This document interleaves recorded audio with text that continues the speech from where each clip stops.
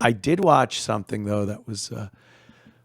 I noticed something. It was just great. It was something I hadn't felt, seen in quite some time. I watched Godzilla minus one. I don't know why they call it Godzilla minus one. It's a Japanese movie. I mean, made in Japan. It's not dubbed. I watched it with subtitles. This is a new or newish, last year or so, whatever, Godzilla movie made in Japan. They got their properties like we do here with our Marvel movies and things. They got Godzilla over there, so they keep pumping out. Every so often they'll pump out a new iteration of Godzilla. And Godzilla minus one. First of all, it's just fucking great because it's Japanese and it's Godzilla, and they changed Godzilla a little bit, but not like we did with the stupid American versions with Ferris Bueller. Remember when Ferris Bueller was fighting Godzilla? And you're like, what is that? Godzilla looks like a giant iguana. It looked stupid. Godzilla needs a little retarded pinhead. And then his body is like fucking some fat black bitch. That's how Godzilla is supposed to look.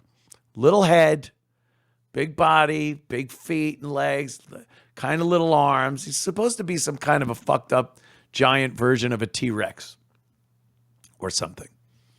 And then he breathes fire, which is pretty cool. I remember watching that as a kid. It was just the greatest thing. And in this one, Godzilla minus one, his spikes kind of pop up and then they turn this bluish light color.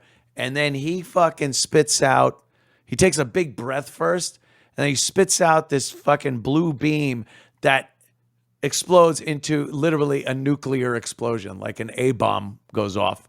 Mushroom cloud. Those Japs, for how much they bitch about us nuking them, they sure have made an industry of being nuked. I'll tell you that much. Good for them, though. Lemons, lemonade, plutonium, movies, hit movies. So that was kind of cool. And then how they took him out was kind of cool. It kind of had almost a Jaws feeling to it. Bunch of guys, regular guys on a boat, and they're trying to kill Godzilla in the water. And it was pretty good. I liked that one. But the thing, Missy came in at one point. And she said, what do you watch? I go, Godzilla movie. Oh, okay. Wow, there's like no black people in this. And it hit me. I was like, there wasn't, and I swear, not even one, like they just threw him in. First of all, the time frame of the movie was right after World War II. That's where Godzilla minus one, that's the time it takes place in. Right after World War II. So it's the 40s. And I think you'd be hard-pressed to find a black person in Japan in the 40s. I really do. But I didn't even notice it. When she brought it up, I went, I didn't notice it, but I also noticed I was enjoying the movie. And there wasn't this moment where I went, oh, of course.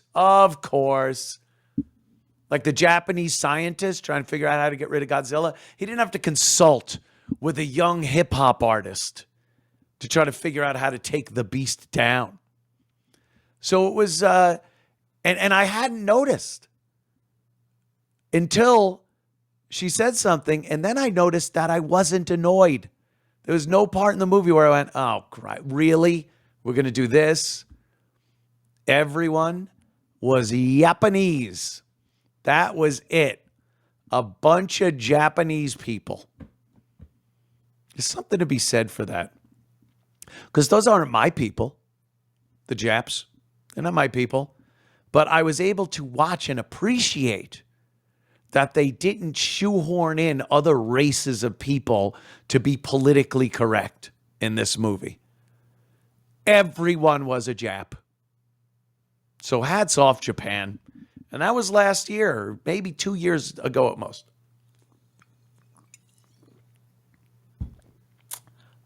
That movie came out.